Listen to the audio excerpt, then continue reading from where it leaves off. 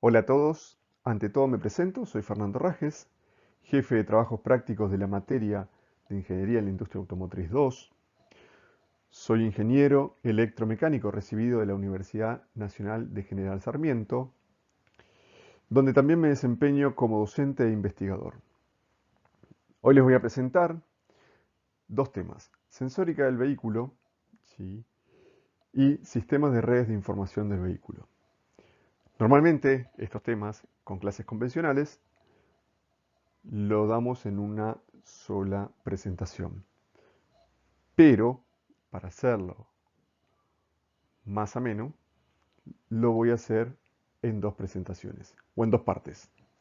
La primera parte, que es la de sensórica del vehículo, lo cual corresponde a esta presentación, le voy a agregar, ¿sí?, un pequeño repaso, ¿sí?, o resumen de los fundamentos principales de la electricidad. Estos fundamentos principales de la electricidad son necesarios para comprender el resto de los temas. Bueno, esta es la presentación de la bibliografía, ¿sí?, recomendada, que ustedes ya la tienen en el Drive o en el campus, ¿sí?, donde la van a encontrar fácilmente y está resumido en los capítulos que corresponden. Bien, en todo sistema de control, ¿sí?, existen sensores, unidades de control y actuadores.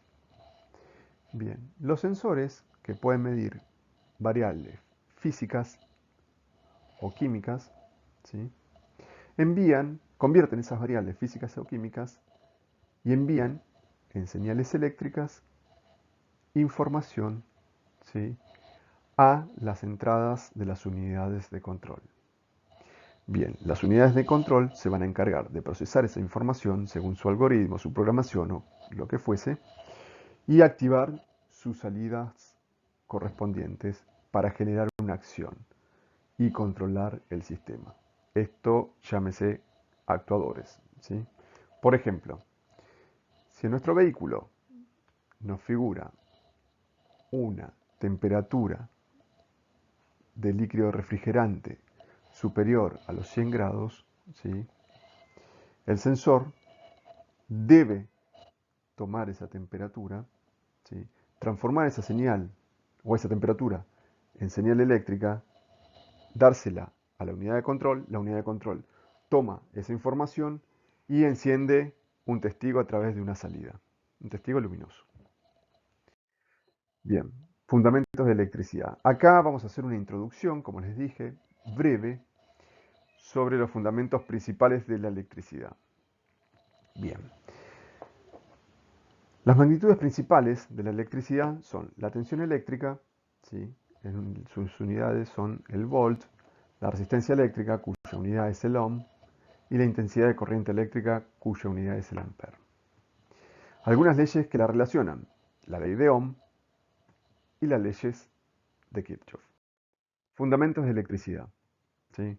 Dijimos que teníamos las magnitudes relacionadas por las leyes de Ohm, ¿sí?, donde la ley de Ohm dice que la corriente que circula en un circuito eléctrico es directamente proporcional a la tensión e inversamente proporcional a la resistencia. Las leyes de Kirchhoff, ¿sí?, hay una ley de Kirchhoff para las tensiones y otra para las corrientes. Bueno, para explicar las leyes vamos a utilizar dos tipos de circuitos: los circuitos series y los circuitos paralelos. En el circuito serie, para resumirlo, vamos a poner dos resistencias, R1 y R2. Bien, supongamos que circula también por ese circuito de R1 y R2 una corriente que va en la dirección R1 y R2. La corriente, ¿sí?, que no son más que electrones en movimiento, se van a encontrar con una resistencia a su paso, ¿sí?, de R1. Luego van a salir de R1, van a tener una zona liberada sin resistencia, donde van a circular libremente, y van a ingresar a otra zona, ¿sí?, de R2. Bien, el equivalente a esas dos zonas es una única zona, que está dada por R1 y R2 sumadas, ¿sí? que vamos a llamar R equivalente o R total. ¿Sí? Bien, si queremos pensarlo como una analogía rápida, podríamos decir que R1 y R2 son zonas de baches de una ruta. ¿Sí? Y la corriente son vehículos que circulan.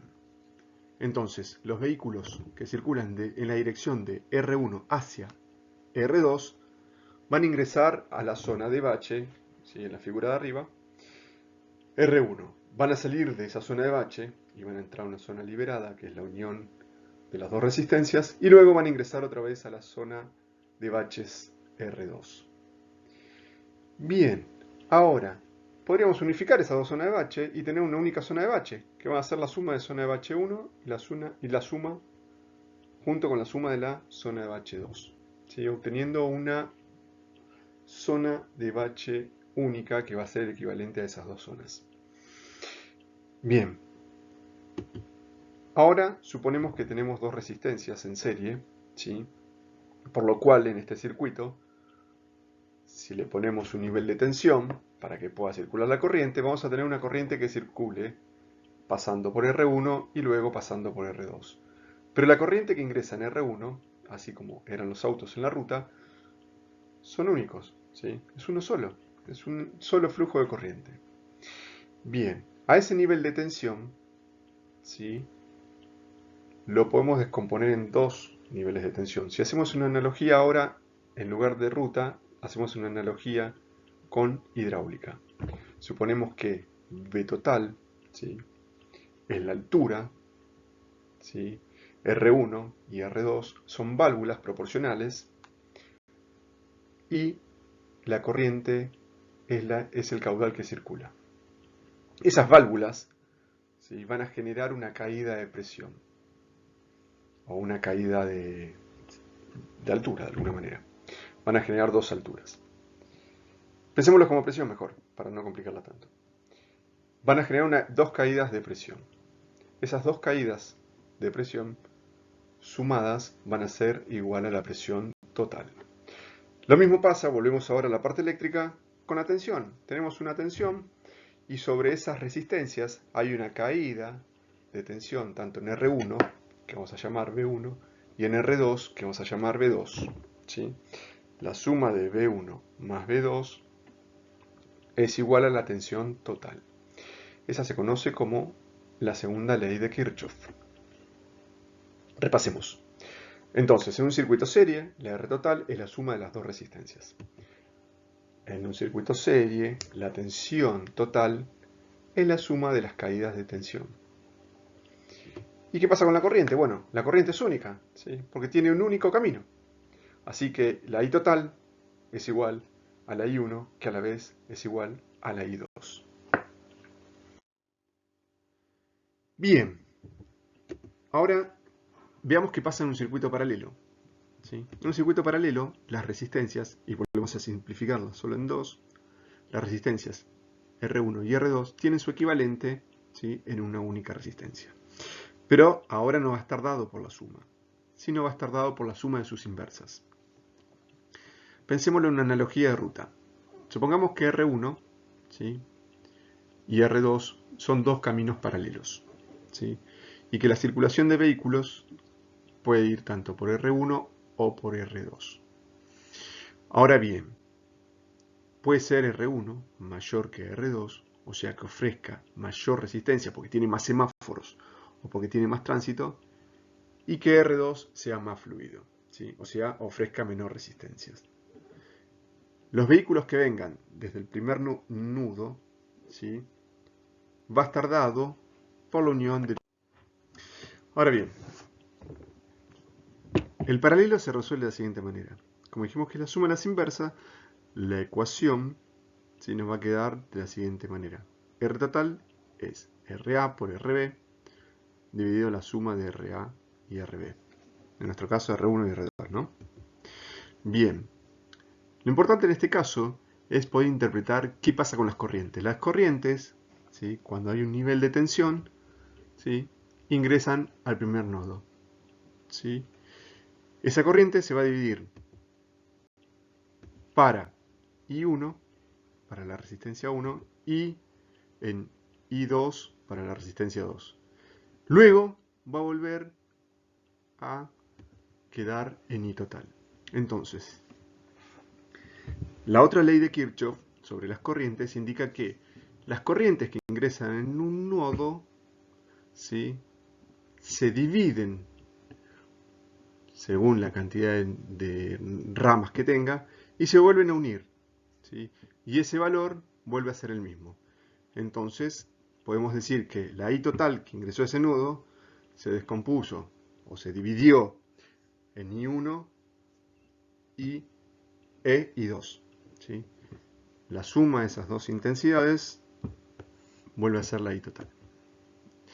¿Qué pasa con la tensión? Bueno, la tensión entre esos dos puntos es la misma, porque no hay una caída de tensión o una resistencia en el medio.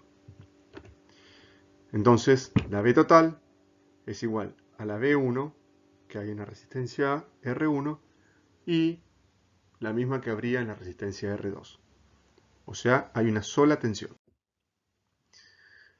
Bien, ahora sí, finalizado los conceptos básicos de electricidad, vamos a ver la introducción a nuestro tema de sensores.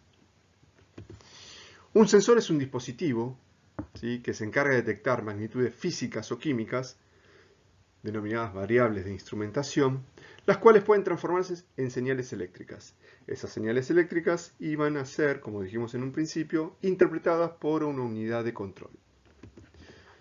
Un actuador, ¿sí?, va a ser la respuesta que dé el procesamiento de esa señal en la unidad de control.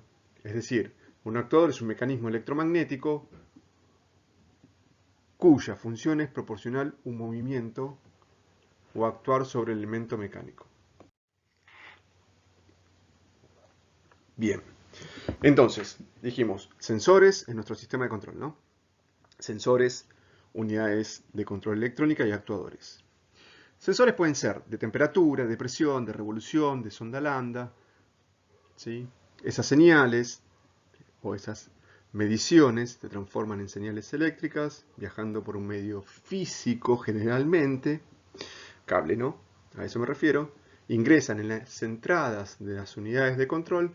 La unidad de control toma esa información, ¿sí?, y ejecuta una acción dándole una señal a una salida, ¿sí?, que va a ir a unos actuadores para mejorar el ralenti, o esos actuadores pueden ser los inyectores mismos, una bomba de presión, la presión de un bulbo, etc. Bueno, en los sistemas de control, ¿sí?, que son los encargados de controlar los receptores, y estos receptores pueden ser tanto de origen mecánico, como son los interruptores, los pulsadores, los conmutadores, ¿sí?, o bien electromecánicos, que pueden ser los relé.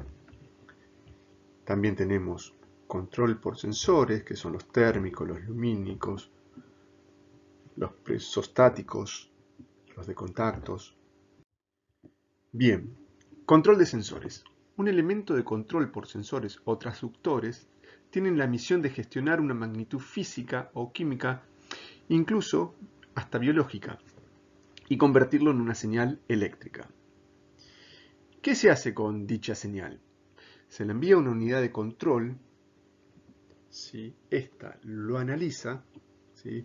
¿Cómo lo analiza? Bueno, tiene en sus memorias, ¿sí?, grabadas diferentes parámetros donde va a comparar, ¿sí?, o va a hacer una acción dependiendo de la programación que tenga, ¿no? Realiza una acción. ¿Cómo hace esta acción?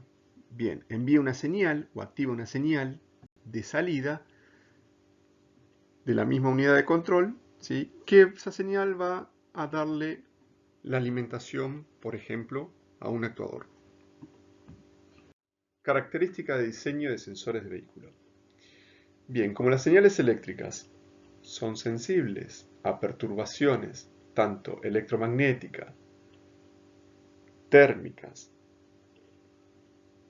vibraciones y demás, se le exige al fabricante o al diseñador o a la ingeniería que los diseños sean lo suficientemente robustos para absorber estas perturbaciones.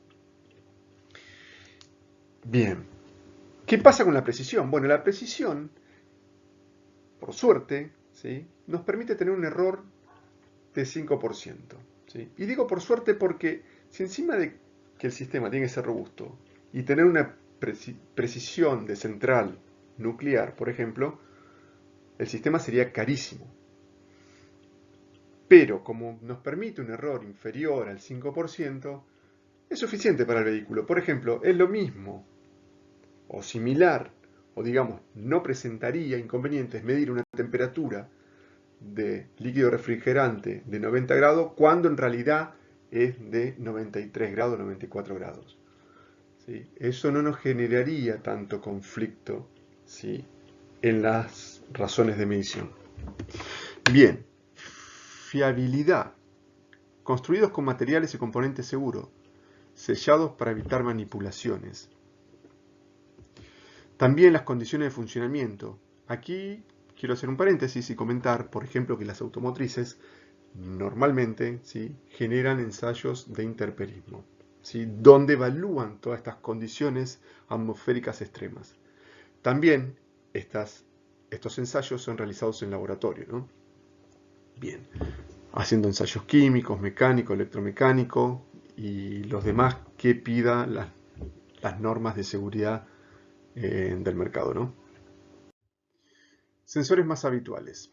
Están los sensores de magnetismo, sensores de temperaturas, sensor de efecto Hall, sensor de conductividad eléctrica, sensores fotoeléctricos, piezoeléctricos, sensores por ultrasonido y radiofrecuencia. Bien, los sensores magnéticos generalmente están formados básicamente por una bobina que transmite la variación de campo magnético a un procesador,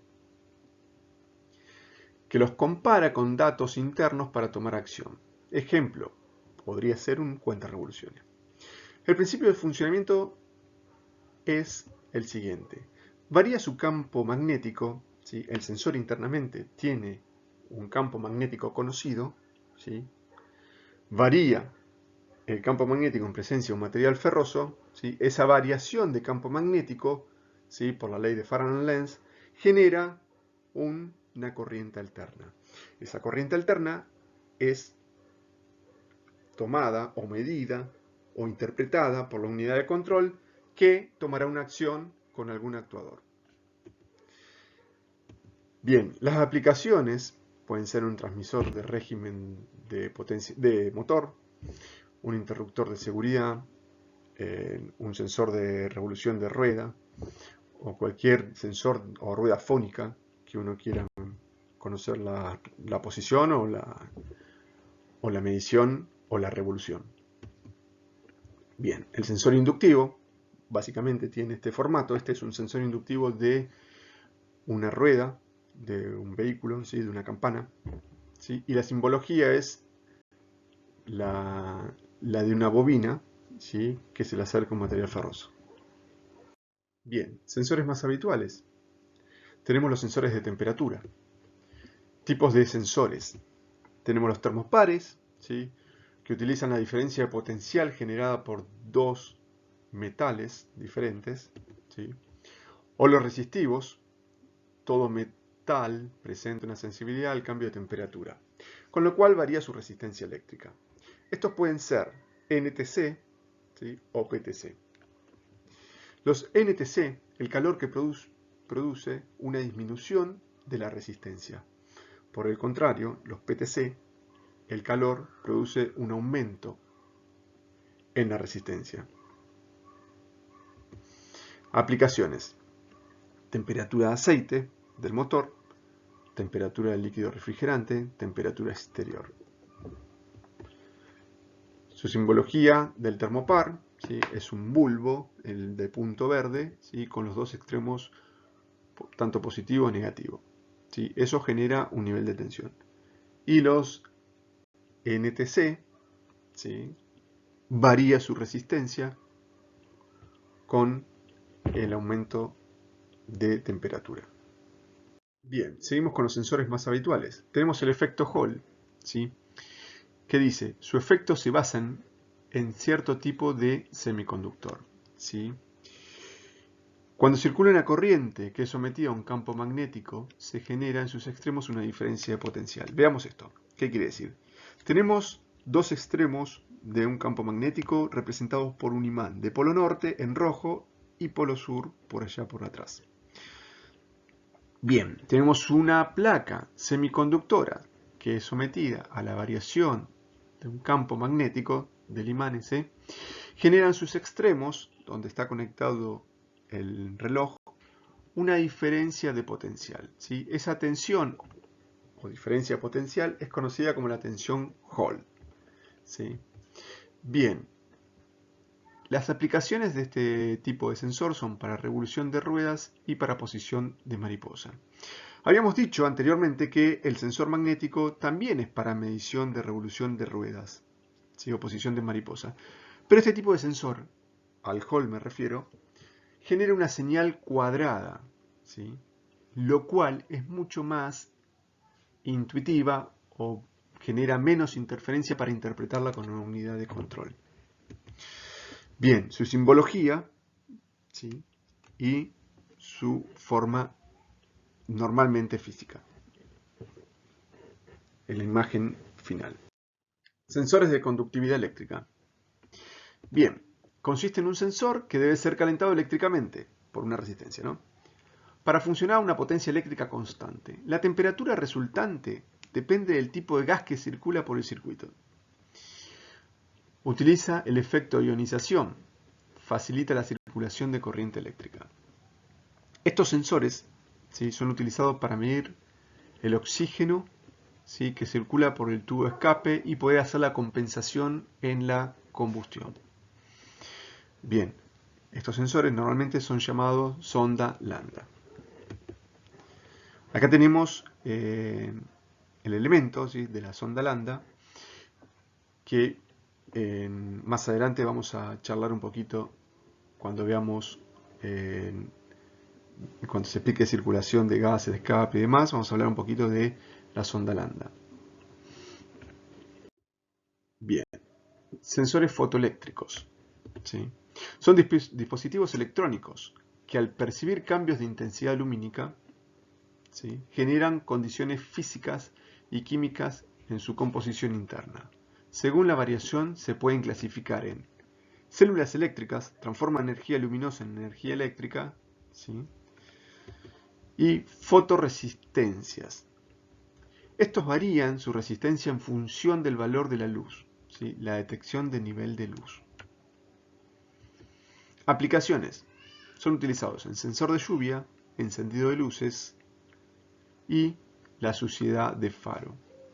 ¿Sí? Podemos determinar cuando un faro, por ejemplo, está sucio porque el sensor interno no ingresa la cantidad de luz para la cual está seteada, ¿no?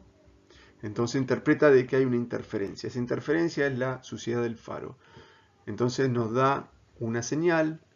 Esa señal es interpretada por la unidad de control y la unidad de control nos emite a través de la pantalla, el tablero, lo que fuese, la interpretación de que el faro está sucio. ¿Sí? Se representa, la simbología se representa con esto es un diodo con dos flechitas que le ingresan, ¿sí?, que significa que esas dos flechitas que ingresan es energía lumínica. Bueno, sensores piezoeléctricos, compuestos por cristales. Transforman la deformación elástica en diferencia de potencial, ¿sí? Cuando son sometidos a una fuerza de compresión, su estructura atómica se deforma, ¿sí?, lo que hace surgir una diferencia de potencial o tensión, un nivel de tensión, entre las caras del cristal. Son sensores activos, ¿sí? Las aplicaciones son en transmisor de presión del circuito de aire acondicionado, el presostato, por ejemplo, el transmisor de presión del colector de admisión, ¿sí?, y acá hay un ejemplo de cómo es su simbología y su posible forma física. Bien, sensores por ultrasonido y radiofrecuencia. Emite una frecuencia sonora que se modifica, ¿no?, en función del reflejo provocado, el eco, de una señal al encontrar un objeto en el camino. Es básicamente el principio por el cual se movilizan los murciélagos, ¿sí? Generan una señal, ¿sí?, y esa señal rebota en los objetos que están en el camino y interpretan que se van a encontrar más adelante para moverse, ¿no? Bien, o sea que podemos decir que están inspirados en los murciélagos o en mamíferos de estas condiciones, ¿no? Aplicaciones. Sensores de estacionamiento, ¿sí? Alarma volumétrica. Los actuadores. Una vez que los sensores realizan su función, el procesador realiza los cálculos y comparaciones para corregir los parámetros del sistema. Estos parámetros son corregidos cuando entran en función los actuadores, ¿sí?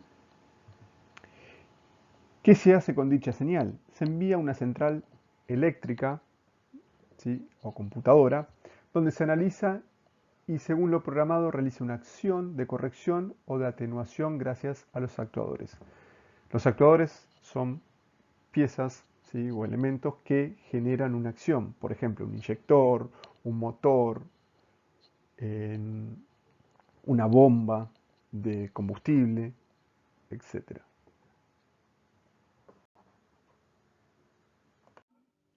Tipos de actuadores. Bien. Electromagnéticos. Dentro de los electromagnéticos tenemos agrupados a los deslizantes, a los rotativos y los relés.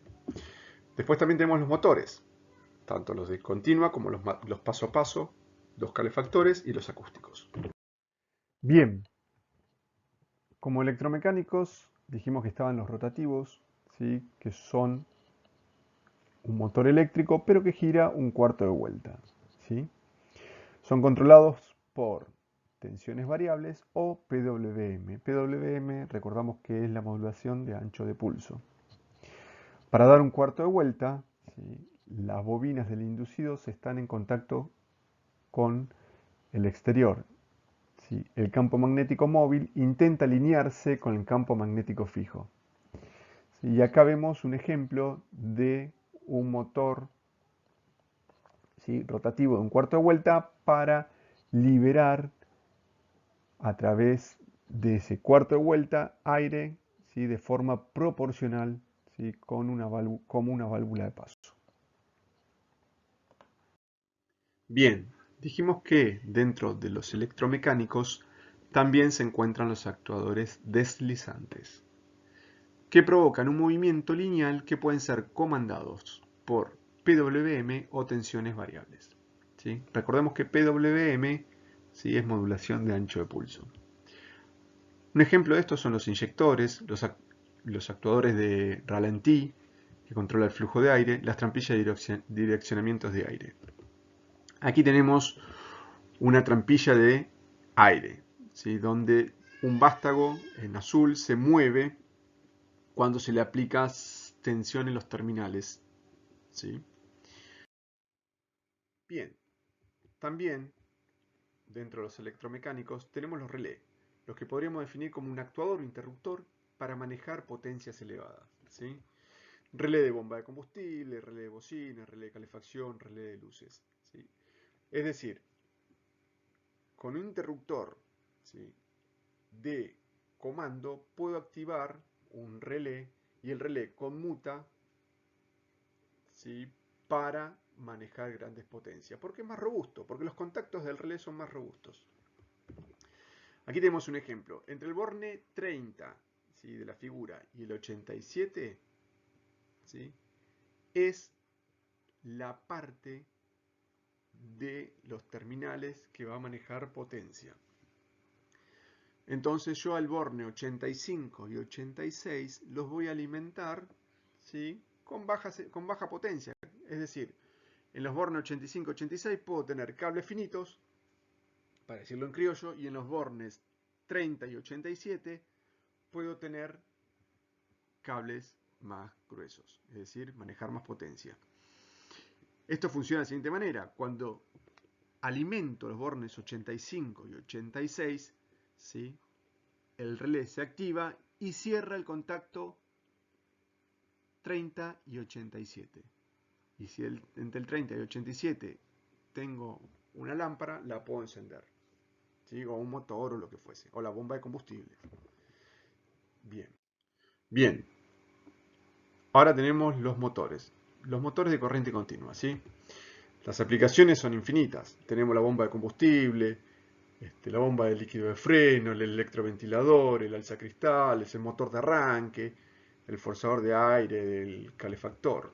¿Sí? Acá tenemos dos ejemplos, ¿sí? De motores con imanes permanentes, en el caso A, y con bobinas inductoras, en el caso B.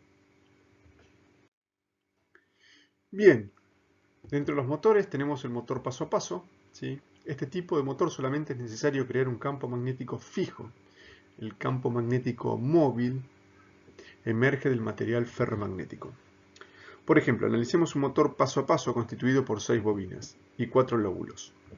Las señales a los pares de la bobina son del tipo PWM, ¿sí? Y tenemos el par de bobina V1 y V4, por ejemplo, ¿sí? Con un tipo de señal PWM de flanco ascendente. ¿Sí? Flanco ascendente significa que la cresta es positiva. Después, entre la bobina 2 y la bobina 5 tenemos un flanco de descanso, ¿sí? 0, y después el flanco ascendente, ¿sí? Donde se hace positivo. Y así con la bobina 3 y 6, con los pares de bobina, ¿no? Bien. Finalizamos el tema de actuadores con los calefactores, que son basados en efecto Joule. Este efecto, recuerden que es el efecto de liberación de calor. Al pasar una corriente por un material, este experimenta un calentamiento, ¿sí? Y por último, los acústicos, que es el principio de funcionamiento de un parlante. Básicamente es una bobina, ¿sí? Flotante, que al ser energizada mueve una membrana. Bien, terminamos ya con el tema de sensores, actuadores y la introducción de electricidad. En la próxima presentación, ¿sí? En la parte 2, vamos a hablar de redes de información en el vehículo, ¿sí? Bien.